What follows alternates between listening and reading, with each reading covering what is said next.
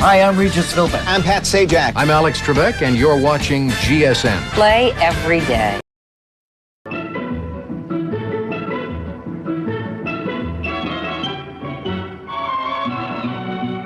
What is your name, please? My name is Eddie Chapman. During World War II, I was a German spy. My name is Eddie Chapman. During World War II, I was a British spy. My name is Eddie Chapman. In World War II, I was a German spy working for British intelligence. Only one of these gentlemen is the real Eddie Chapman. The other two are imposters and will try to fool this panel. Tom Poston, Peggy Cass, Orson Bean, and Kitty Carlisle on To Tell the Truth. To Tell the Truth is brought to you this evening by Anacin, the headache tablet to relieve pain, so relax tension, calm nerves. Anacin. And now, here's your host, Bud Collier.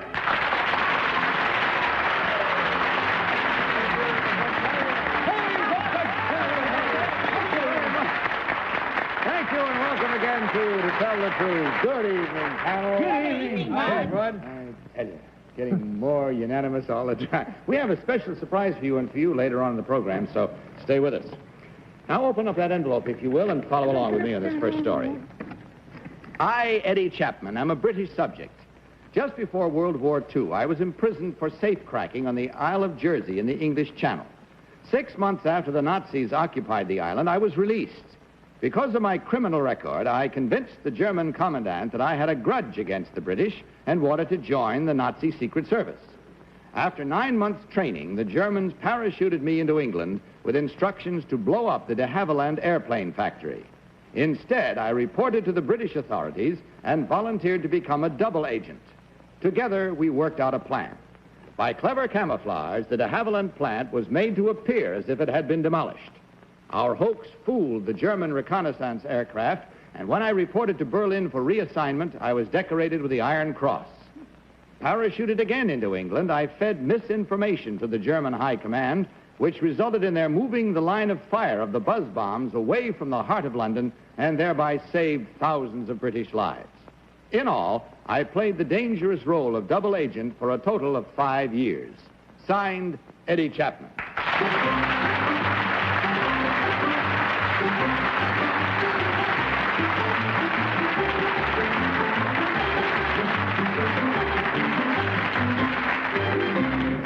And we'll start the questioning with Tom Poston. Tom? Thank you, Bud.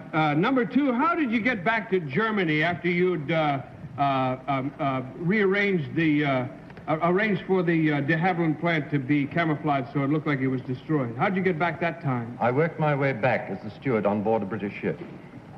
Well, number three, do you agree? Is that right? I don't agree with that, no. Well, how did you get back to Germany? I was picked up by a submarine.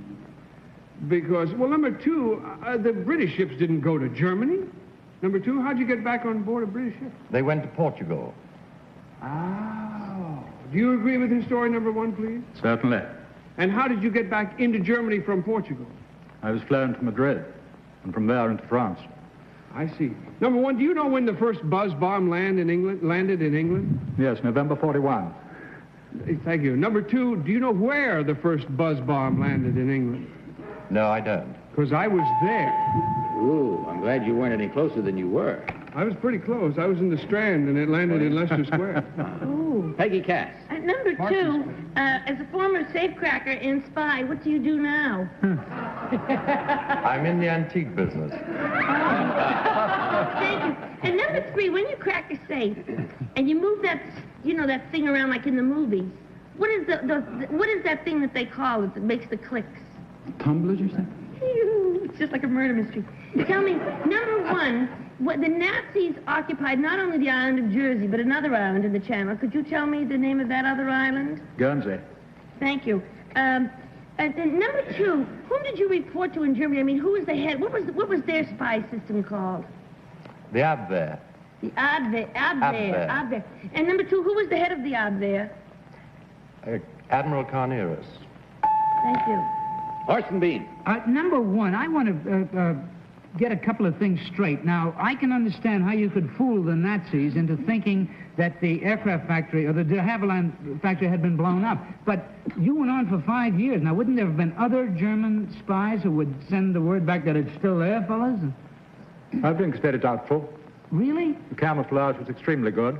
And yet the, number one, the factory was able to continue producing planes? Certainly. That's extraordinary. Number three, when you had them, when you gave them the misinformation that made them miss London, where did you tell them to bomb? Well, it was to the west of London. I gave them time impact information, and they did it on maps with the timing. And it just landed in fields, I think? Not necessarily in fields, on the outskirts of London, not in the centre. But not as many people would be in the target area, huh? Number two. Kitty Carlisle. Number one, who was the head of British intelligence? That is a secret I cannot disclose. Even now? Not even now. Can you disclose who was the head of British intelligence during World War II? No, I cannot. No, that's right. He might not even have known. Number three, did you do this on your own when you first contacted the German commandant on the Isle of Jersey, or did the British give you the idea? No, but I was in prison at the time. And this was your own idea? No, they came to me. It was my idea to join. I see. Number one, where were the buzz bombs launched from in Germany? Principally Peenemünde. Number two, who was in charge of the operation then? I don't know. Do you know, number two? I don't know. Number one, did you have a family when you were doing all of this? I did not. Did you have a family, number two? That's all the time we have. It is time for you now to families or not. Mark your ballot. Fascinating story. Sure is. Mark them at once without change, without any consultation. Just simply vote now, panel, if you will, swiftly and accurately if possible.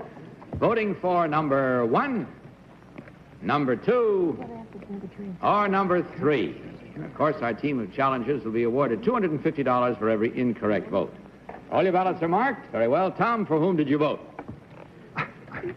I'm a little disturbed because as we all agreed that it was a great spot and we'd like to really know a lot more about it, so Peggy just said under her breath, let's go out afterwards, all of us, and have a drink. And I think it's such a great idea.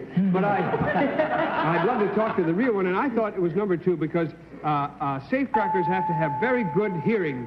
And whenever we spoke to number two, his ears moved, so I thought maybe... Peggy Cass, what is your choice? Well, I voted for number two because I read a lot of those war books, and it was the Abwehr that was the Secret Service. And that's what he said it was.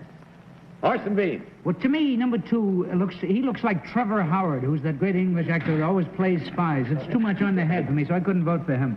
Number one looks like the fellow that always tells James Bond what to do. But number three looks like he is fast of eye and nimble of finger and could have been an ex-safecracker. So I voted for him. Kitty Carlisle. I voted for number three because number two said he didn't know who was the head of the Peenemünde operation, and there was Von Braun, who I think is very well known. And I didn't ask number three who was head of British intelligence, but I'm sure it's somebody that we all know and could be discussed, so I voted for number three.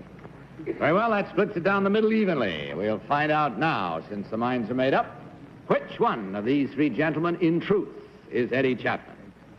Will the real Eddie Chapman please stand up? Oops, we got...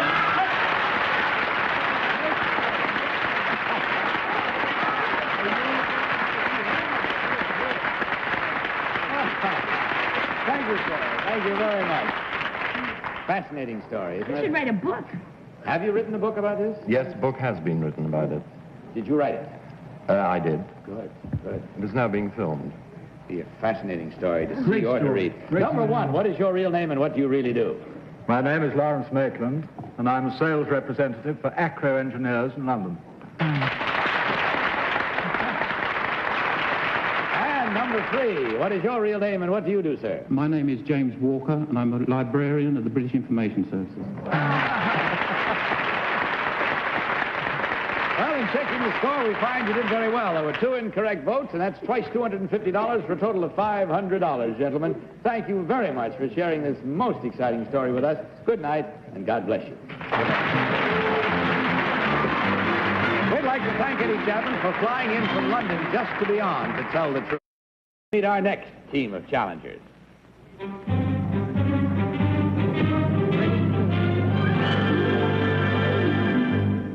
is your name, please? My name is Ardith Bruce. My name is Ardith Bruce. My name is Ardith Bruce. Follow along again, panel, if you will. I, Ardith Bruce, make my living on horses, not betting on them, riding them. I started riding when I was 2 years old. I have competed in over 50 races as a jockey, some of them against men. I have also been a professional cowgirl for the past 3 years, and last year alone I competed in 35 rodeos. Currently, I am world's champion barrel racer. Because of my experience with handling horses, I was chosen to be an outrider at a local racetrack. Part of an outrider's job is to accompany racehorses to the post and to control unruly animals. I am the only licensed female outrider steadily employed by a pari-mutual track in the United States. Signed, Ardith Bruce.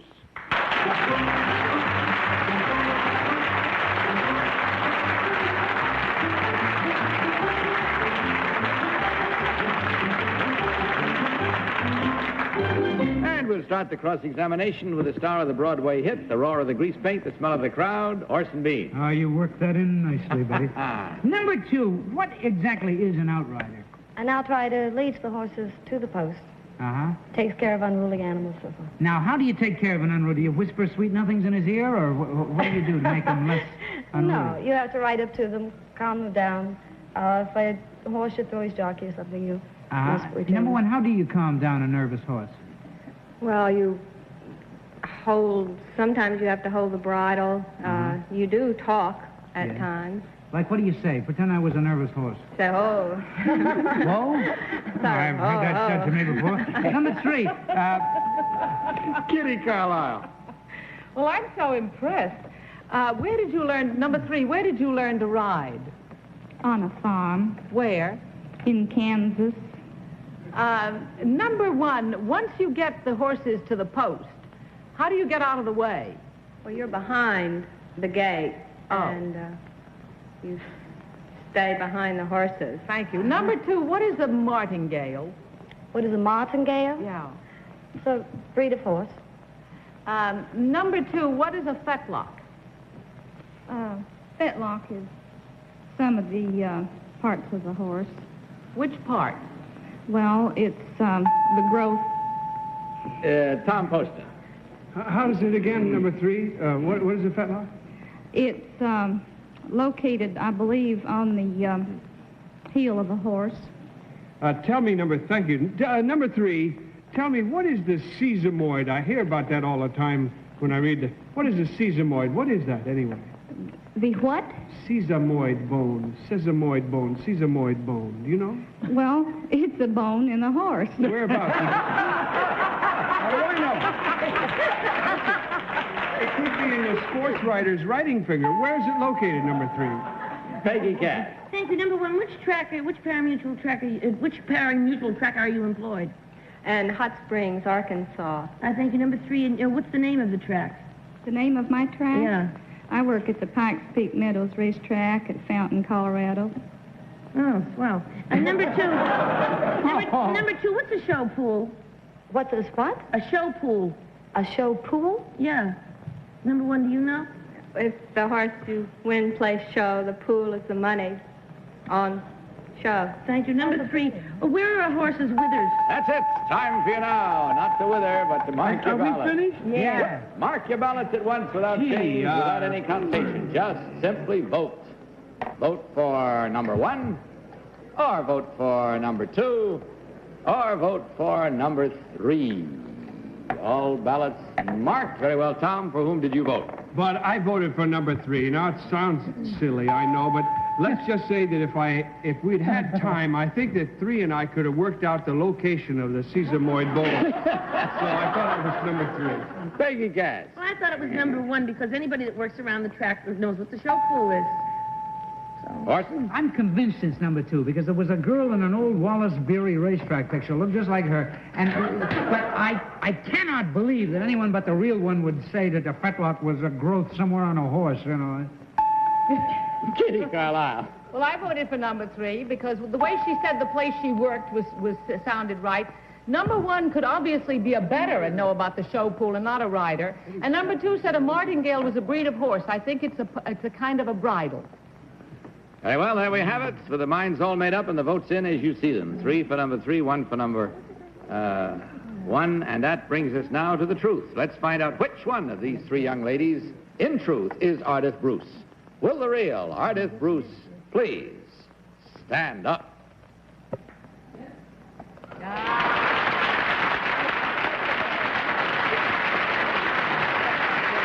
Thank you very much.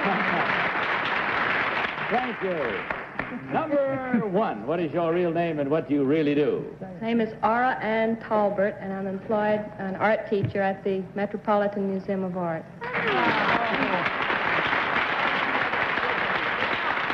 And number 2, what is your real name and what do you do? My real name is Jo Stam, and I'm called Bunny Holly at the New York Playboy Club.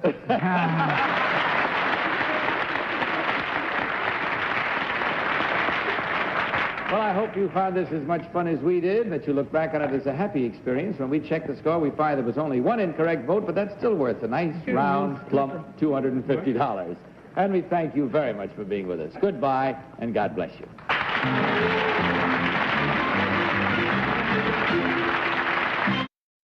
A special celebrity version of To Tell the Truth on our daytime program. And because of technical difficulties, part of it was not seen by our home viewers. Well, all of us enjoyed it so much that we thought you at home who missed it might like to see it tonight. So here is how we began that show. Paul, would you roll the videotape, please?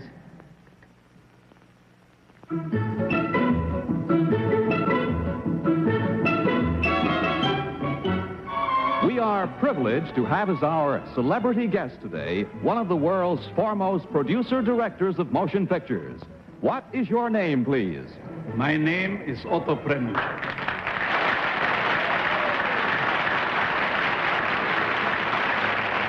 Now, after this introduction, Mr. Preminger went backstage and joined 2 imposters. Later, they came back out on stage and endeavored to fool this very panel. Now, here's how the game went. Would you roll the videotape again, please, Paul?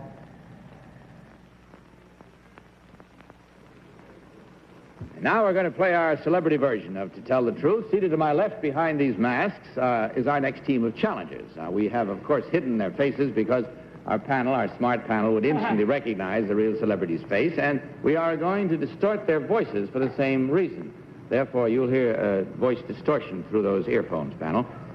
Our celebrity guest today is somewhat out of the line of our usual guests. He is not a performer. He makes great performances.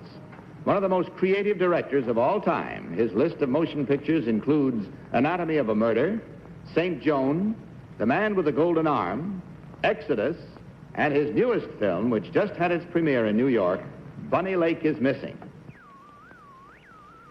And we'll start the questioning with Orson Bean. Orson? Thank you. Mr. Preminger, number 1, what does Ishpeming, Michigan mean to you? This was the site of the production of Anatomy of a Murder. And in Anatomy of a Murder, who played the Army psychiatrist? It was played by yourself, Mr. Orson Bean. Thank you. What happened to the great actor? Number 3, which picture of yours revolutionized the code of ethics in Hollywood? Well, you probably refer to The Moon is Blue. All right. Number 2... Kitty Carlisle. Number 3, my husband and I had the distinction of being the longest house guests in history. And this took place in your house. How long did we stay with you? Well, you mean in Bel Air? Yes. Who was counting? Who's counting? Ah, that's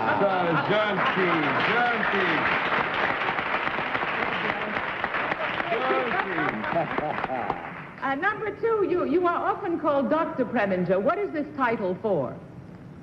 I studied law in Vienna. Thank you. Number 1, were you ever an actor in Vienna? Yes. What theater did you play with? I was in the Max Reinhardt Theater. Thank you. Tom Poston.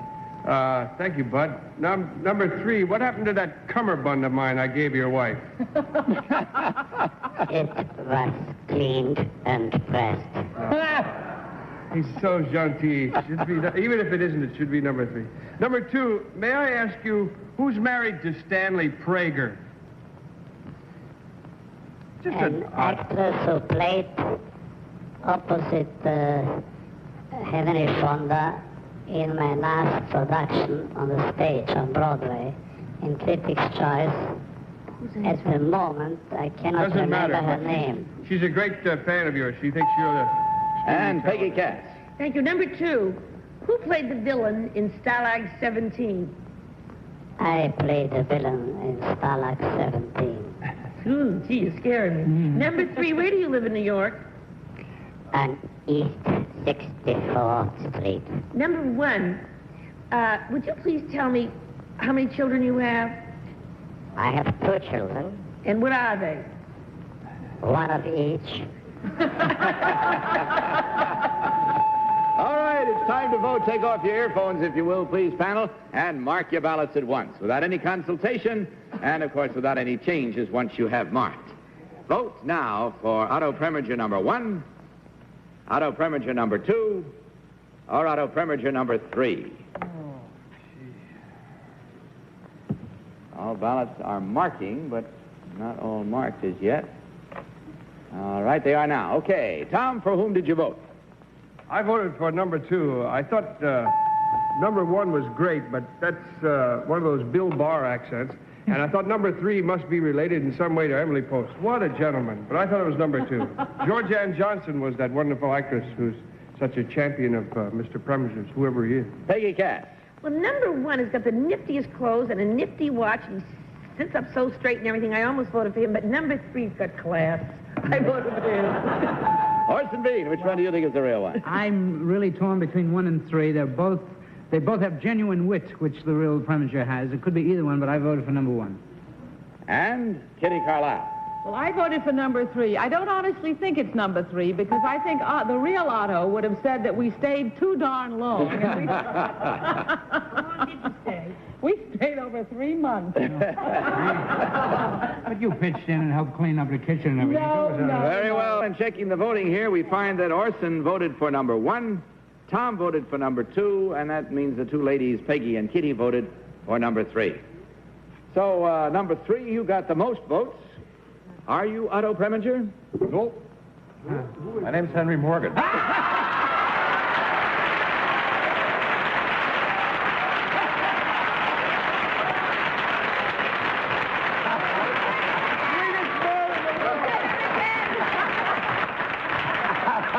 did it again. Oh, dear. Number 2, are you Otto Preminger?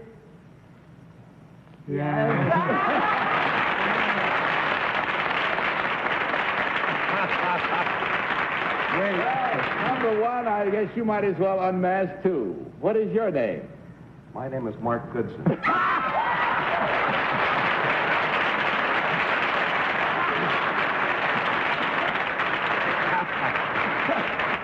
Only our boss, ladies and gentlemen, the owner of the show, Mark Goodson and Bill Codman, are the most successful firm in history, and they have owned and operated our little shebang here for quite a while. What about that accent?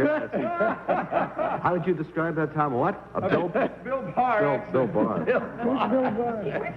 But do we have time for me to say one thing? Because this has been a very interesting experience for me. I've never done this before, to sit and watch how you learn how to be someone else. And we sat for a couple of hours and tried to learn how to be Otto Preminger. It's, of course, immensely difficult because he's done so many things. And as a matter of fact, I sat home last night with his credits and began reading all of the things that he had done, all of the parts that he had played, the shows that he had directed and produced. And I came out with, if I had respect before for you, I had it certainly doubly and triply afterwards. Thank you very much. But I think Henry Morgan did better than I. Yes. I already knew it, Henry, but you're the sweetest man. You sure are. And my question still stands. Peggy, I don't know if anybody heard that. You said you wanted to marry number 3? That's right. We'll talk. Mr. Preminger, continued success to you. Goodbye, and God bless you.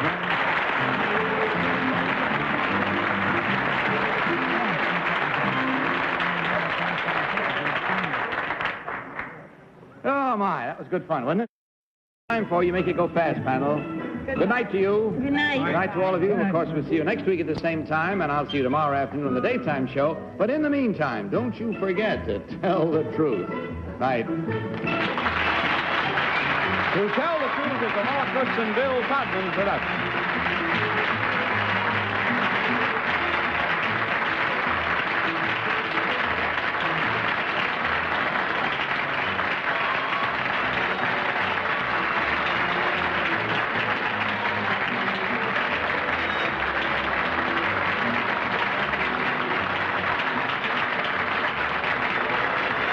To Tell the Truth has been brought to you by new self-polishing Aero Wax with jet-age plastic for the tough, long-lasting shine that never yellows floors. New Aero Wax. This is Johnny Olson speaking for To Tell the Truth, the preceding program was pre-recorded.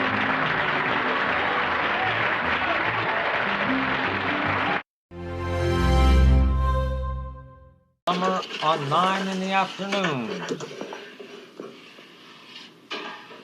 Andra Peoples and Claire Dugdale star in Death of the Cheerleader. Sorry, I didn't mean to start our meeting. Enjoy the view? We were all just wondering where you were. What are you doing? Getting ready.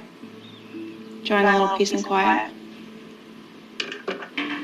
Yeah, I bet you don't get too much of that, huh?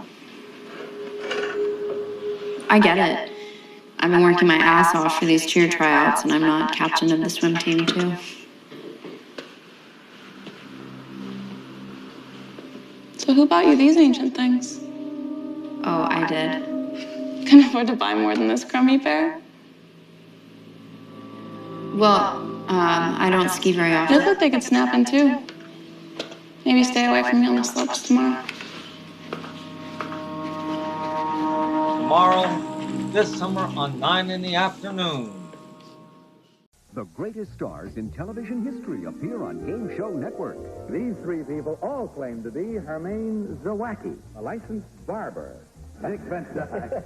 Number two, if your razor slips and you cut some poor guy, what's the first thing you do? I apologize.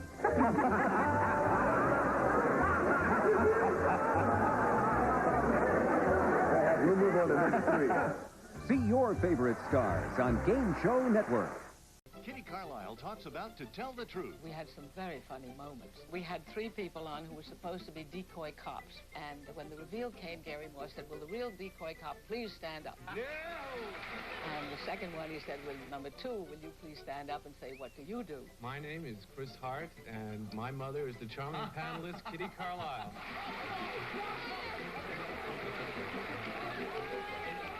Get in on the fun. Watch Game Show Network. 9. Kitty Carlisle, Kitty Carlisle, always lovely, always amorous, not a minute, she's not glamorous, she is fun to tell the truth. Kitty, witty, pretty, Kitty! Kitty Carlisle, the first lady of game shows on To Tell the Truth, weeknights 9:40ish Eastern on Game Show Network. Kitty.